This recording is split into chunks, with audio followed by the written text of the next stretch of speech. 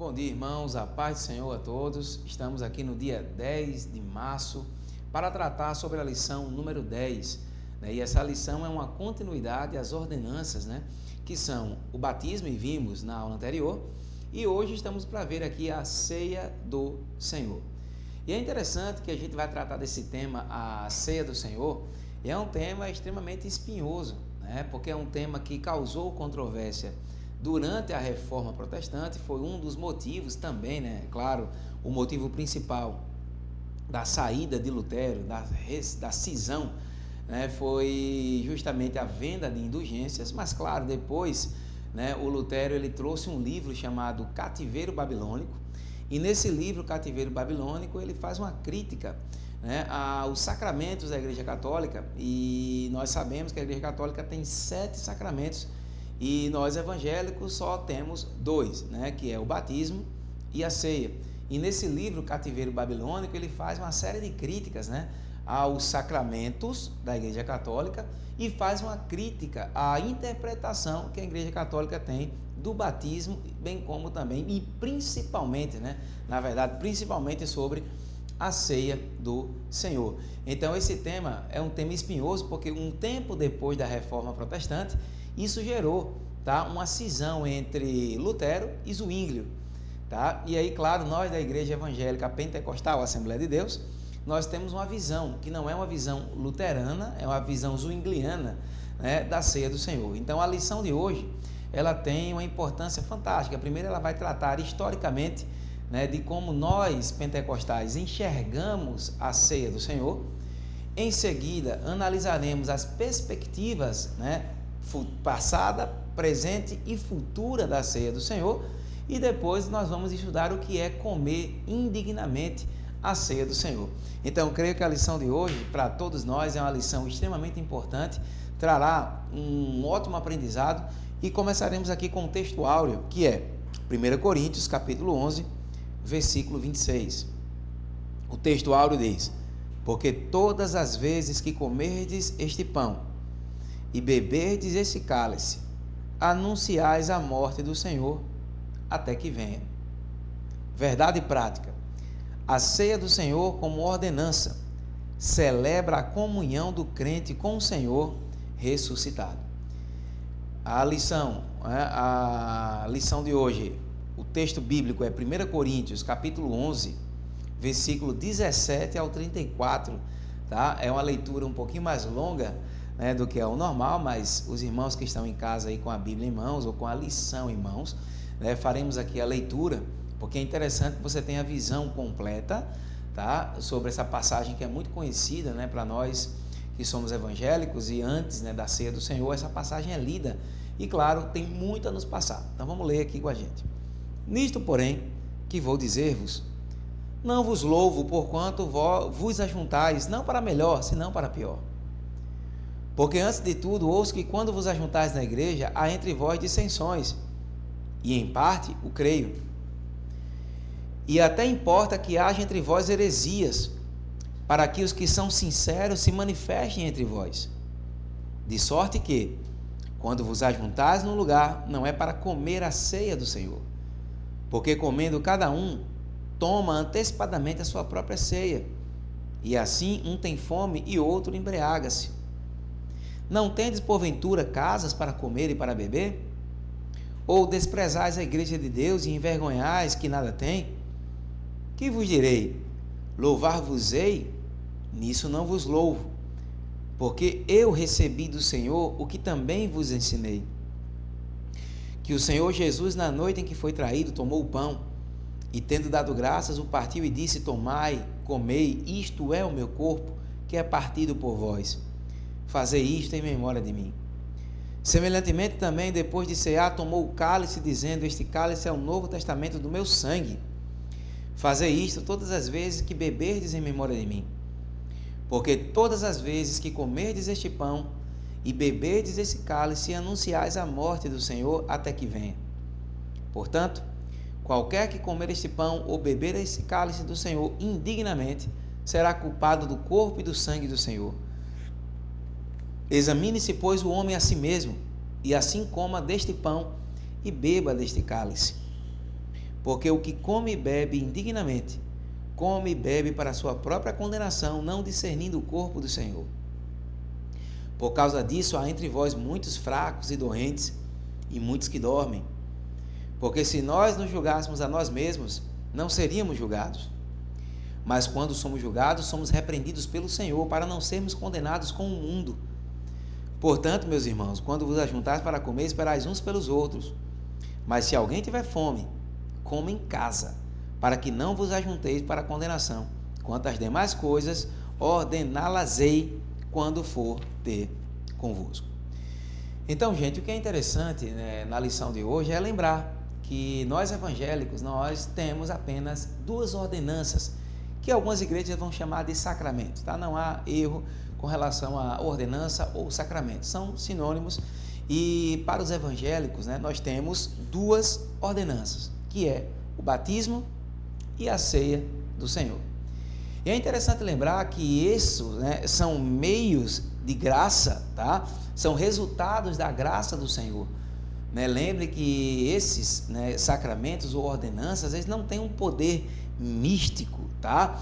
Ele não vai conceder a graça aos que dela participam, tá? Isso é uma visão diferente da própria Igreja Católica Romana, que crê, né, que quando a ceia é ministrada, a graça está sendo infundida, tá? Mas nós evangélicos cremos que ali é um resultado da graça, tá? Nós já fomos alcançados pela graça e a ceia do Senhor é o resultado dela, onde nós analisamos que a ceia do Senhor, ela tem perspectivas passadas, presentes e futuras. Claro que a gente vai aprofundar um pouquinho, mas antes de adentrarmos nas perspectivas da ceia do Senhor, é necessário que venhamos a tratar um pouco aqui no ponto 1 da chamada natureza da ceia do Senhor.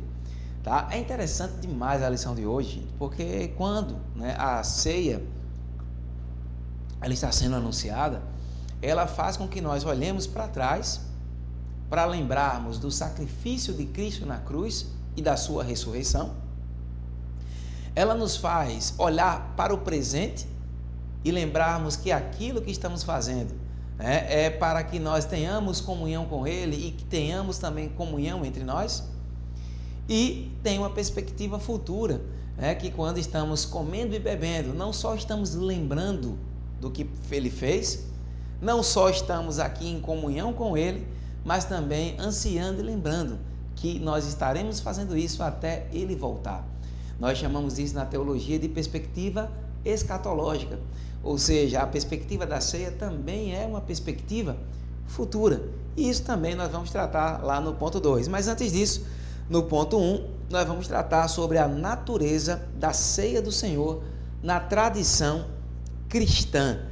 Gente, aqui nós começamos um tema, né, que ele causou controvérsia, né, tanto, como eu falei, na cisão da Igreja Católica Romana com os protestantes, e provocou cisão dentro da própria Igreja Protestante. Tá? É interessante primeiro nós tratarmos da perspectiva católico-romana. Tá? A perspectiva católico-romana, ela vai tratar do que nós chamamos de transubstanciação. Tá? A perspectiva católico-romana, ela crê, né, que o padre, né, ele continua a ser um sacerdote mediando o povo e Deus, e ele crê que a missa em si, né, é um sacrifício repetido de Cristo, e ele crê que naquele momento Cristo está sendo oferecido novamente em sacrifício, e naquele momento em que o padre eleva, né, o pão simbolizado lá pela hóstia, e ele levanta o vinho, naquele momento o vinho está se transformando no sangue e a hóstia está se transformando no corpo, a transubstanciação. E Cristo naquele momento estaria sendo oferecido novamente em sacrifício. A missa é um sacrifício repetido de Cristo, tá? Segundo a Igreja Católica Romana, e ocorre a chamada transubstanciação. Tá? Nós temos aí como uma crítica aos católicos romanos, né, aos papistas, e a crítica primeira é: o sacrifício de Cristo ele foi único, ele não pode ser repetido.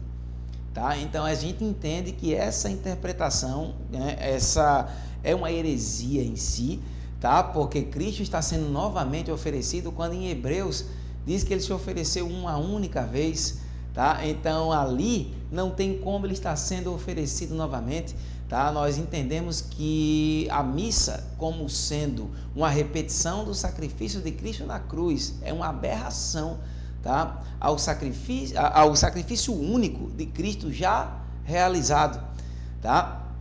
Um outro ponto é que nós não concordamos com a chamada transubstanciação, né? E essa crítica à transubstanciação, da transformação do corpo, né, no pão, no corpo, ou no vinho, no sangue de Jesus, nós temos aí dois problemas. Um problema de natureza lógica, porque os católicos romanos vão dizer o seguinte: quando ele diz isto aqui é o meu corpo, ele está dizendo, isso aqui é o meu corpo. Entretanto, logicamente falando, Cristo estava lá, falando para eles, isto é o meu corpo. Se Cristo estava lá, não tem como ele ser aquele pão.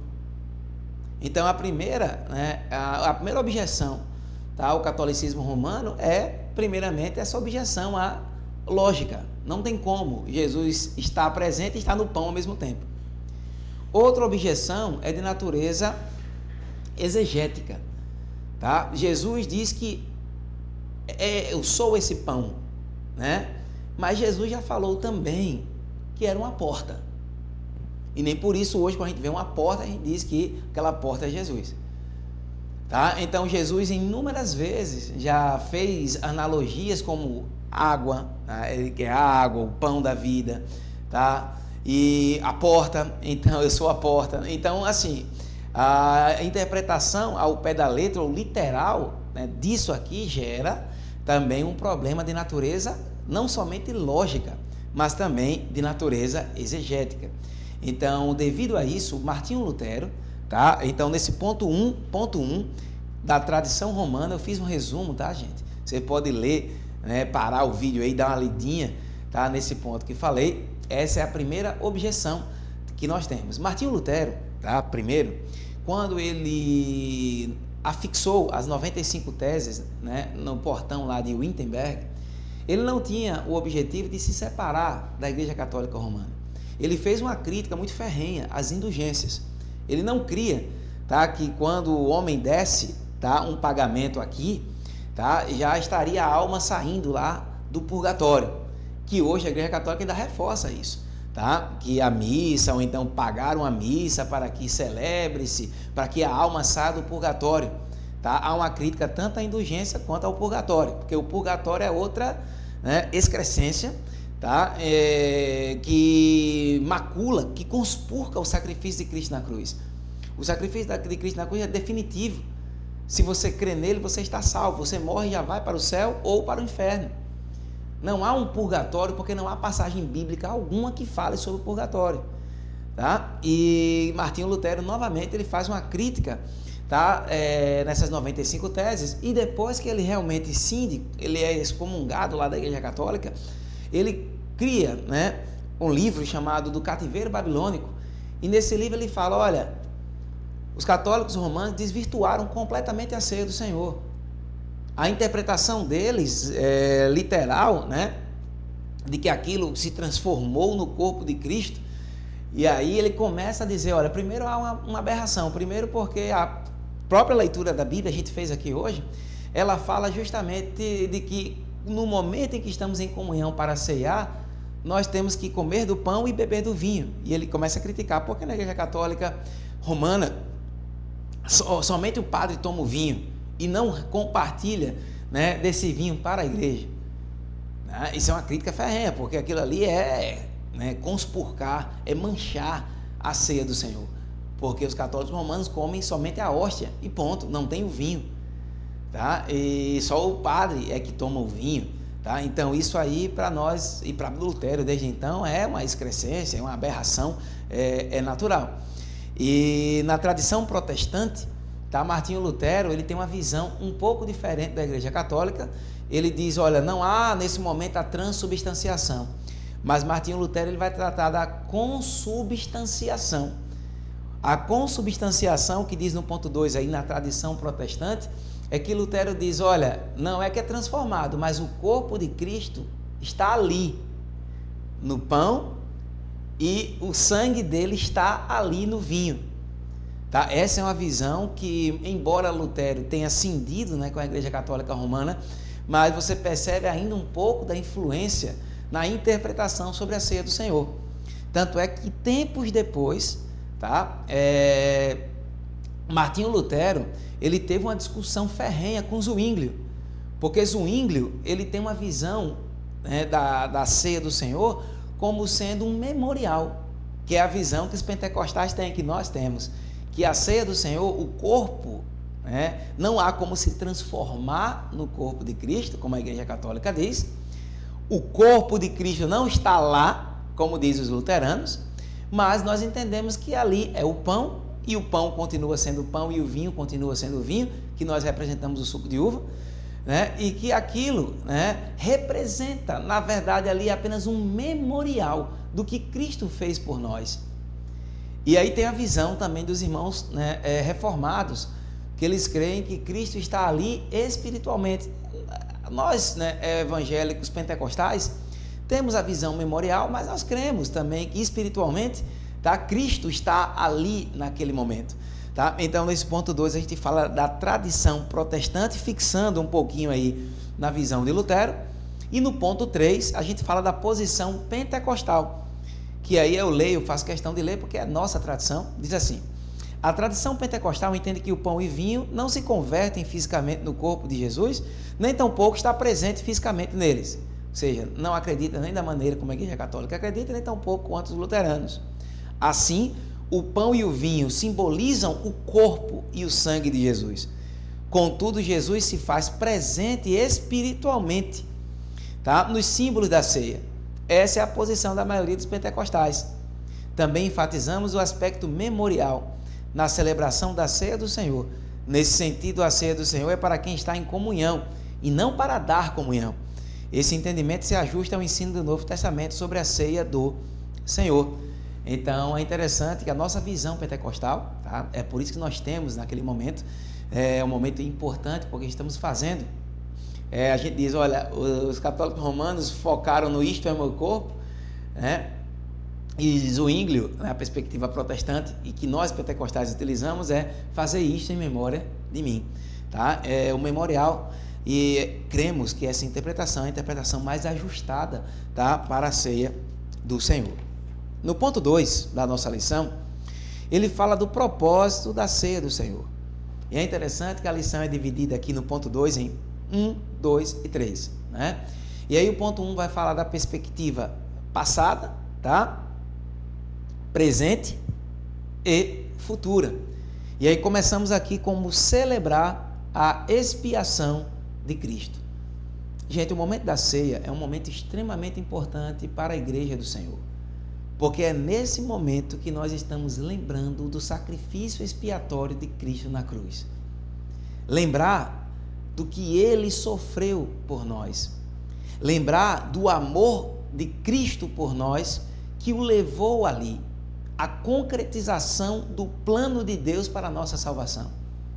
É lembrar do que Ele passou, é lembrar do que Ele sofreu lá na cruz do Calvário, mas é lembrar principalmente da sua vitória sobre a morte, sobre o pecado e sobre o diabo.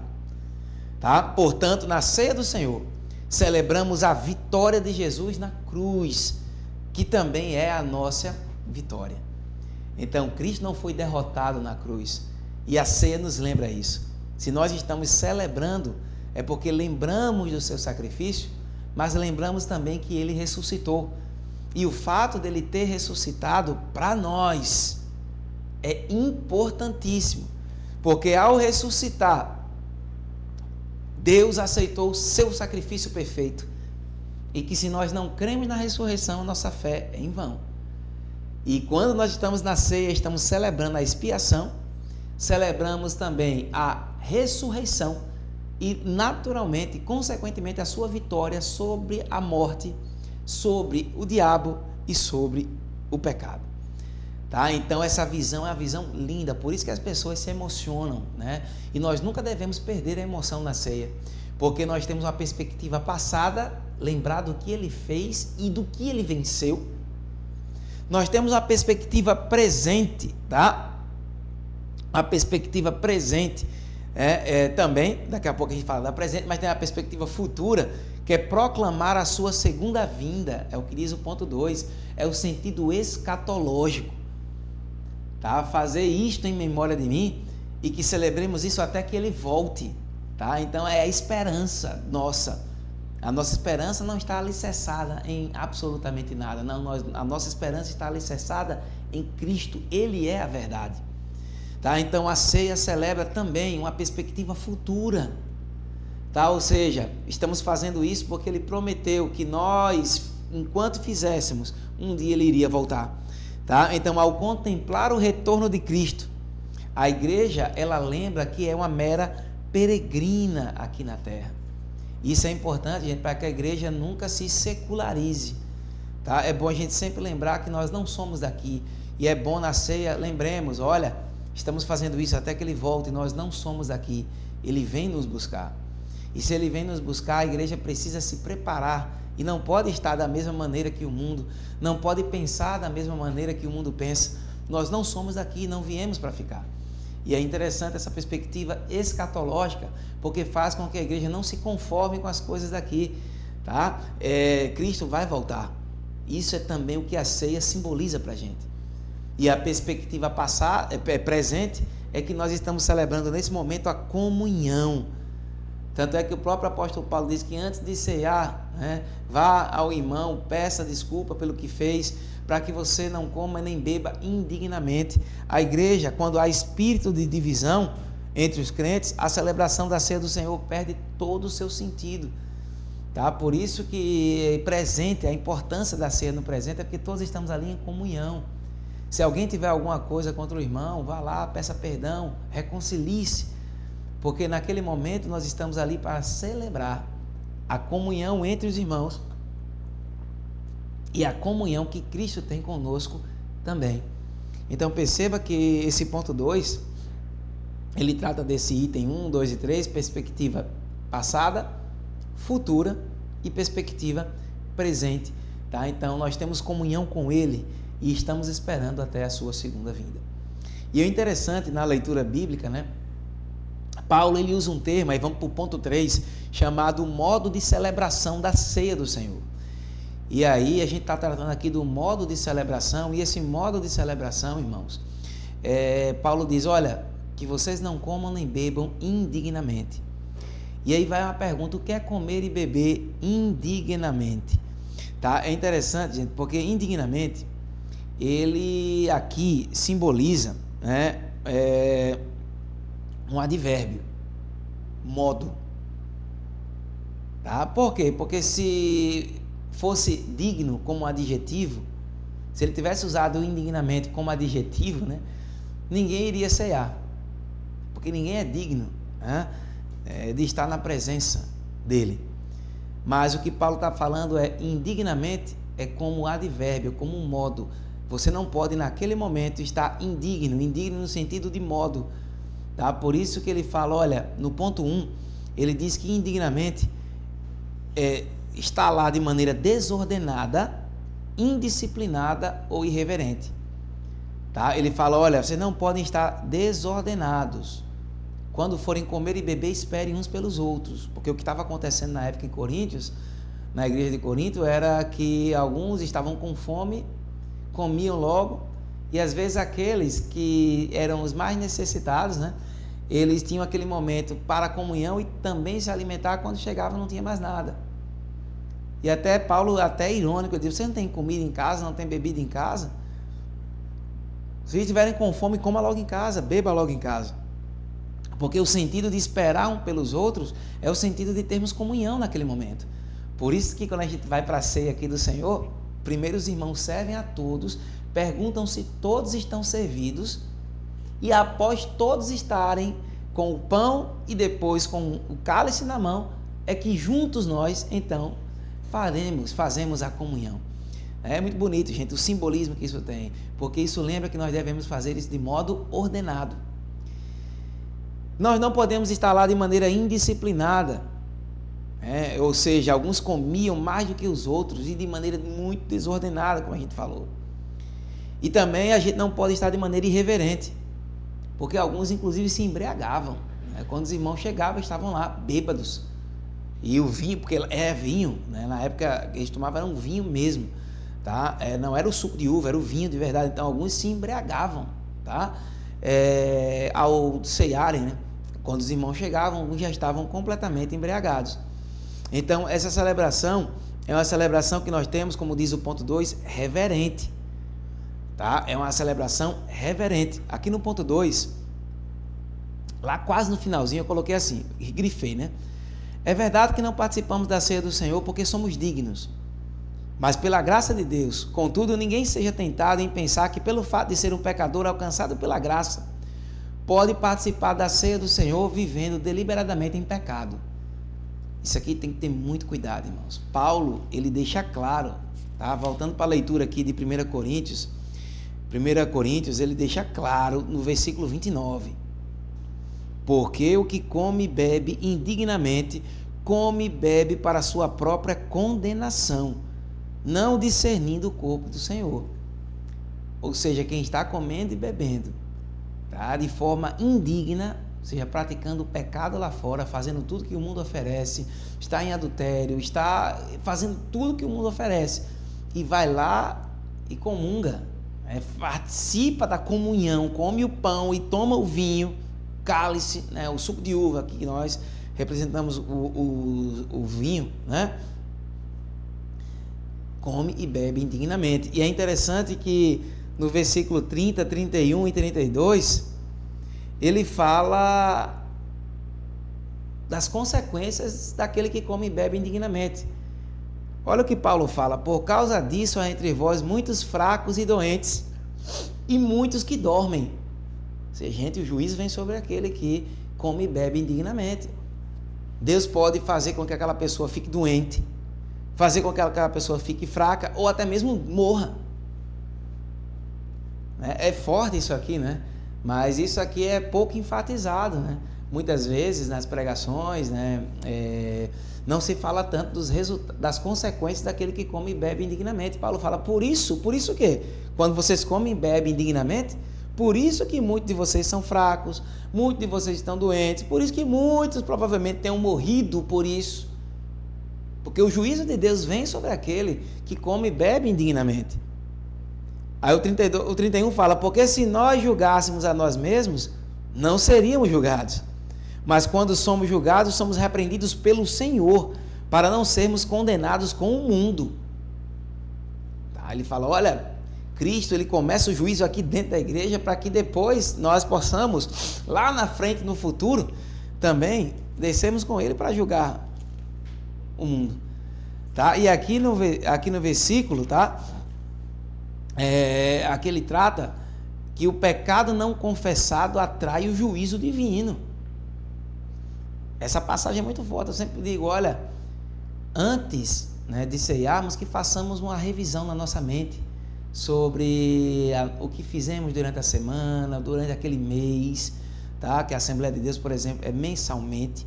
Tem igrejas que são semanalmente, tá? Tem igrejas que são quinzenalmente, tá? Não há nenhum problema em ser mensal, em ser quinzenal, em ser semanal, mas todas as vezes que formos comer e beber para representar ali o sacrifício de Cristo na cruz, que façamos de maneira reverente, lembrando que nós não podemos estar ali de qualquer jeito.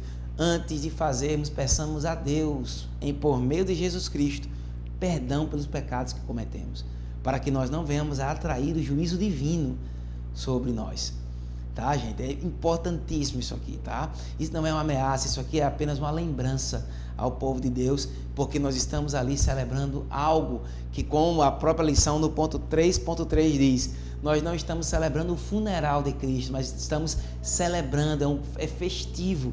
Tanto é que nas igrejas evangélicas, a Assembleia de Deus, a gente fala sempre o culto festivo da ceia do Senhor, porque estamos celebrando não somente a sua morte, mas também a sua ressurreição e também a sua vinda no futuro, né? Que Deus seja sempre louvado, tá?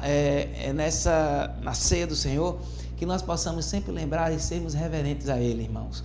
Então, eu deixo para nós essa reflexão. Essa lição é muito importante para todos. Creio que eu fiquei também muito feliz em ter a honra de estar nesse momento falando sobre ela. Tá? Então, que Deus abençoe a todos e um forte abraço e tenha uma ótima semana com as bênçãos de Deus. Amém.